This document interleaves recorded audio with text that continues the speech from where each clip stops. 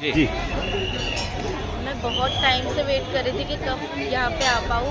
बहुत टाइम से वेट कर रही थी और आज फाइनली आई हूँ। बहुत अच्छा लगा आके।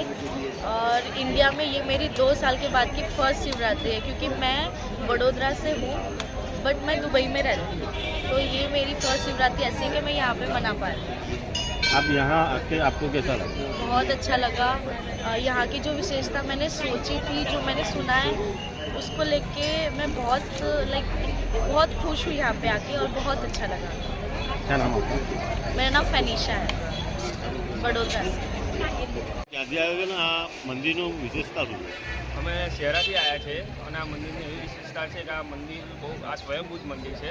શહેરાનું એકમાત્ર એવું મંદિર એવું છે કે આ સ્વયંભૂત છે અને દર વર્ષે ચોખાના દાણા જેટલું વધે છે અને આની માન્યતા સારી એવી છે. અને અહીંયાથી અમદાવાદ, બરોડા, ગોધરા, બોમ્બે દરેક જગ્યાએથી શ્રદ્ધાળુઓ આવે છે અને સારું એવું આ એક મંદિર છે શહેરાની અંદર. કેટલા વર્ષ સુધી અહીંયા દર્શન કરવા આવો છો? હું નાનો હતો, મારો જન્મ થયો ત્યારનો જ હું અહીંયા દર્શન કરવા આવું છું અને મારા મમ્મી પપ્પા જોડે આવતો હતો પહેલાં. અત્યારે હું જાતે આવું છું અને સારું એવું મંદિર છે અને તમે બી એનો લાભ લો. તમે બી દર્શન કરવા આવો તો. શું નામ આપનું? મારું નામ અભિષેક પાઠક. आप कहाँ से आए हो? और ये गोधरा से है।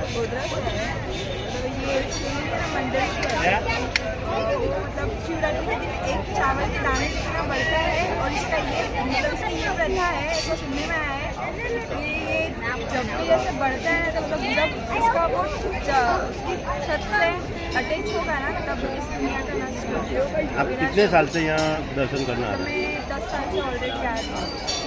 आपका नाम? शिवानी पटेल।